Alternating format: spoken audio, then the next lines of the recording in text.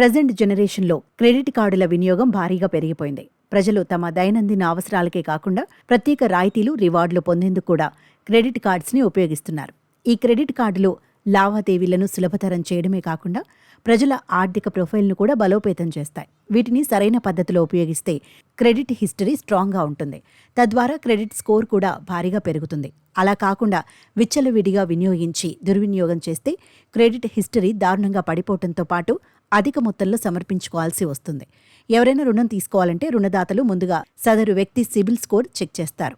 ఆ స్కోర్ ఆధారంగానే రుణాలు మంజూరు చేస్తారు. సిబిల్ స్కోర్ వ్యక్తి నిర్వహించే ఆర్థిక లావాదేవీలు, క్రెడిట్ కార్డ్స్ నిర్వహణ, చెల్లింపులపై ఆధారపడి ఉంటుంది. లోన్ తీసుకుని సకాలంలో చెల్లించటం, క్రెడిట్ కార్డ్ ద్వారా లావాదేవీలు జరిపి సకాలంలో చెల్లింపులు జరపడం ద్వారా సదరు వ్యక్తి సిబిల్ స్కోర్ పెరుగుతుంది. అలా కాకుండా క్రెడిట్ కార్డులు నిర్వహణ సరిగ్గా లేకపోవడం, లోన్ రీపేమెంట్ సరిగా చేయకపోతే సిబిల్ స్కోర్ తగ్గిపోతుంది.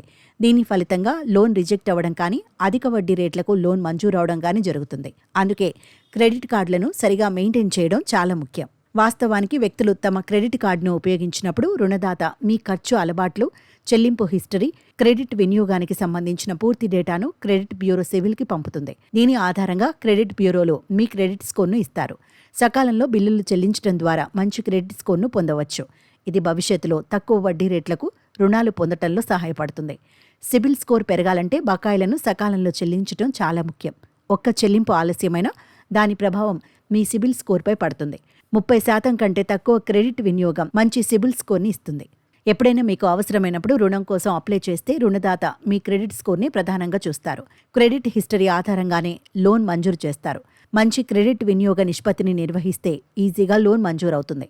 అలా కాకుండా క్రెడిట్ కార్డులను ఇష్టారీతిన వినియోగిస్తే సిబిల్ స్కోర్ దారుణంగా పడిపోతుంది. పైగా రుణం పొందే అవకాశాలు కూడా తగ్గుతాయి.